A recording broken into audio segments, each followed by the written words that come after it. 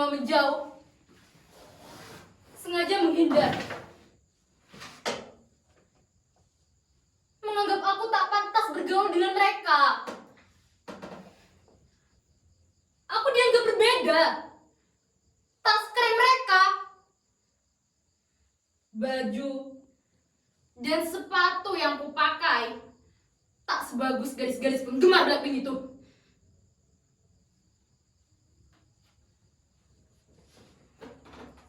Semula, aku menanggapinya acuh tak acuh. Tapi lama-lama, Lingga, Kiki, Aiza tiba-tiba menghilang dari peredaran. Mereka tak mau bersahabat denganku lagi. Apa arti gelang persahabatan ini? Tak berguna.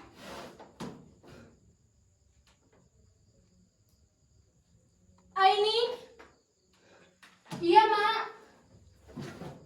Sebentar. Obat yang Mak pesan sudah I beli di warung.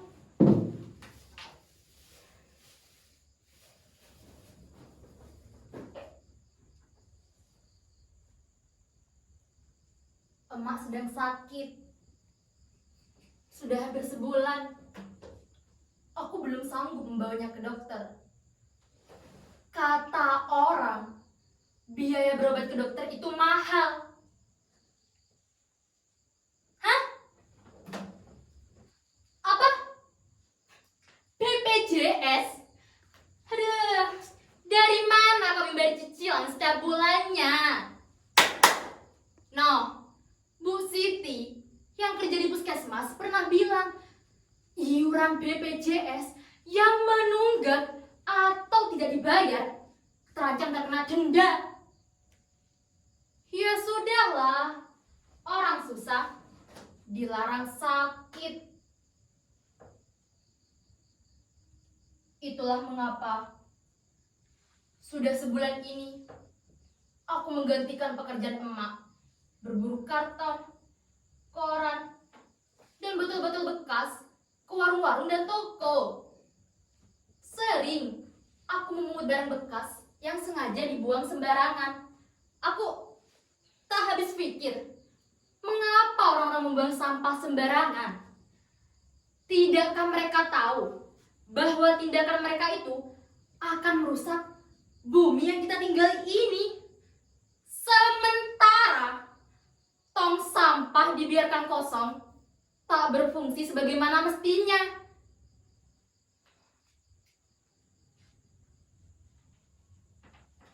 Sejak bapak meninggal 5 tahun lalu, emaklah yang mencari nafkah untuk menyambung hidup.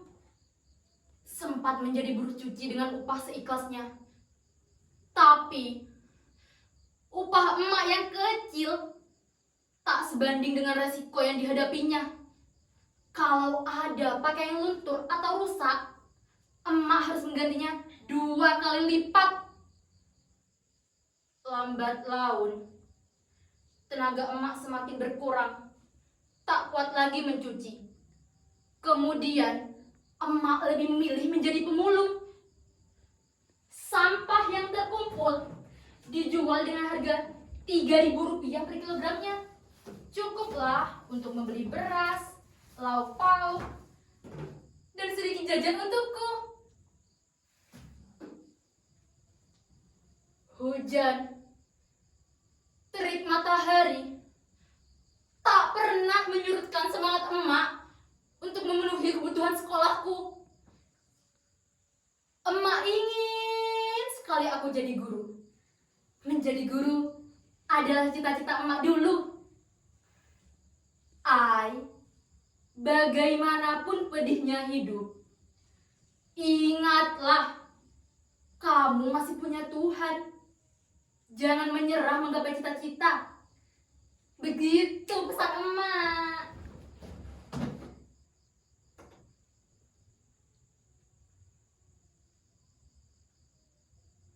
Saat ini, emak sakit keras. Barang-barang ini telah menyelamatkan hidup kami. Pepatah bilang, sampah satu orang adalah harta bagi orang lain. Dengan sampah-sampah ini, aku masih bisa makan, sekolah, bahkan jika ada uang lebih, bisa beli pulsa internet.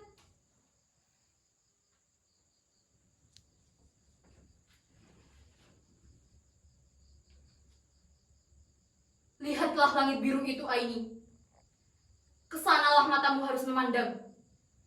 Apa yang kamu lakukan akan menjadi cahaya bagi orang di sekitarmu.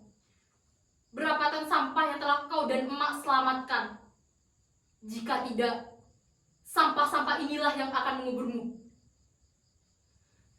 Kalian pasti bertanya, kenapa aku bisa memiliki handphone Android ini? Iya kan? Kalian pasti curiga, karena aku anak pemulung. Baiklah, aku akan sedikit bercerita. Dalam rangka memperingati acara 17 Agustusan tahun lalu, Pak Lurah memintaku mengumpulkan teman-teman untuk mengikuti lomba gerak jalan. Aku ditunjuk menjadi kepala regu. Meskipun awalnya ragu, kami berlatih sangat keras. Siap, gerak! Belok kanan, maju! Jalan! Kiri, kanan, kiri. Dan akhirnya, regu kami menang. Sambil memegang kumisnya, Pak Lurah bilang begini. Aini, kamu hebat. Jempol untuk kamu. Tunggu bonus dari Bapak ya. Nah, jelas kan asal-usul handphone ini? Handphone ini pemberian Pak Lurah sebagai bonus. Tuhan memang maha adil. Di saat dibutuhkan, di saat itu pula Tuhan memberikan jalan.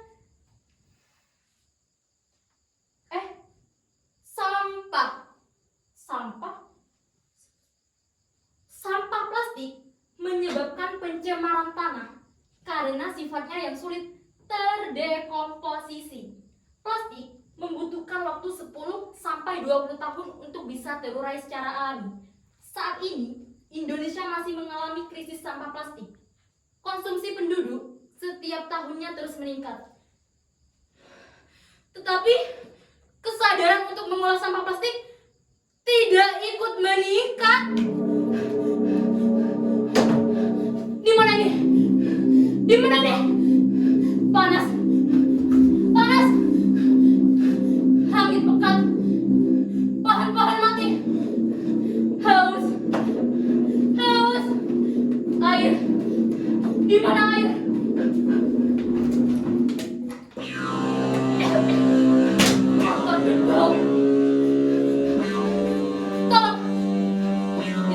Tidak, lihatlah kedua mata orang-orang itu memerah.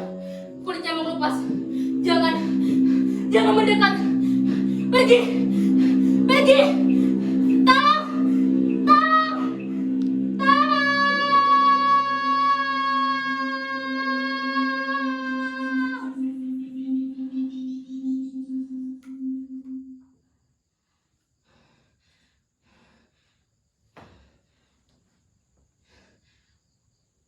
Apakah ini firasat? Tangan kecil ini harus berbuat sesuatu. Apa yang bisa aku lakukan dengan barang-barang ini? Aku pernah mengunjungi pameran kerajinan daur ulang. Di pintu masuk terpajang spanduk bertuliskan, jika tidak dapat mengurangi, maka gunakan kembali, perbaiki, bangun kembali, perbaharui, haluskan kembali, daur ulang dan jual kembali. Aku masih mengingat tulisan itu. Bu guru seni budaya pernah mengajarkan bagaimana cara mengolah barang yang sudah tidak bernilai menjadi bermanfaat. Seperti vas bunga dari keran bekas, tas plastik kemasan kopi, bunga dari sedotan, dan lampu hias dari botol bekas. Selain bermanfaat, barang-barang ini bisa dijual dengan harga yang pantas. Lalu, mengapa aku harus minder dan malu? Sibuk berimajinasi dengan penilaian orang lain.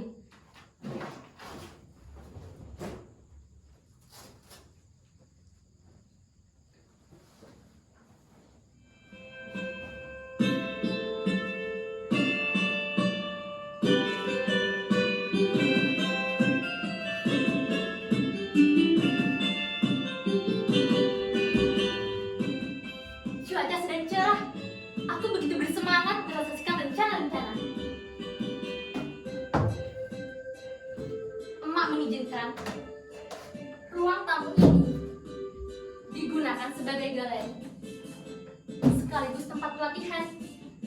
Hasil kerajinan dari uang sampah ini terpajang rapi di sini.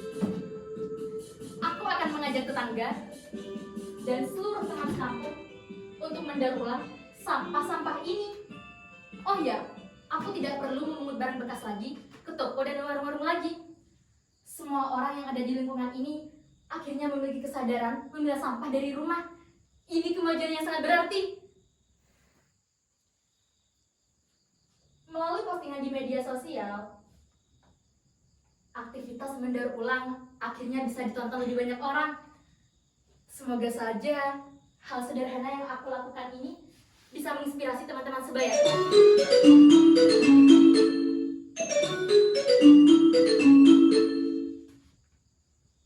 Halo? Ya betul, saya Aini. Oh iya Pak, betul. Saya mendaur ulang sampah-sampah ini. Kapan jadwal pamerannya ya Pak? Oh baik Pak, akan saya usahakan. Terima kasih. Yes, akhirnya aku mendapat undangan pameran bulan depan. Hasil kerajinan daur ulang sampah ini akan dipajang rapi bersama karya pengrajin daur ulang lainnya. Semoga saja hal sederhana yang aku lakukan ini bisa menginspirasi teman-teman sebayaku. Tapi handphone ini harus dijual untuk biaya berobat emak. Emak harus sembuh dari sakitnya. Obat yang aku beli di warung sudah tidak mampu mengobatinya.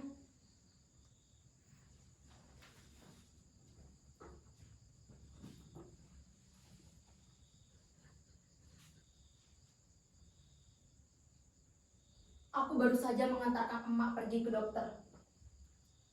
Penyakit emak sebenarnya membutuhkan penanganan khusus.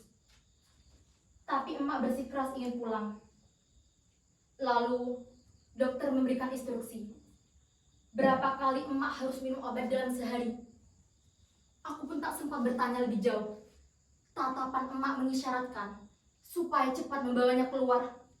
Di perjalanan pulang, emak sempat berbisik. Ai, kamu pahlawan emak.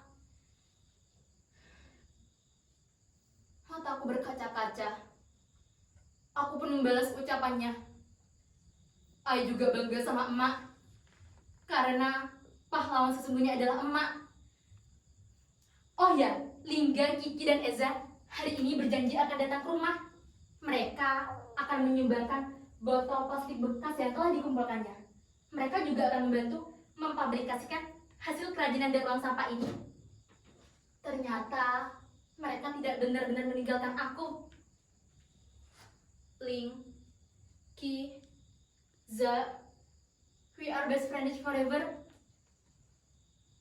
Tuhan, terima kasih karena kau telah mengembalikan hari-hari baik kepadaku.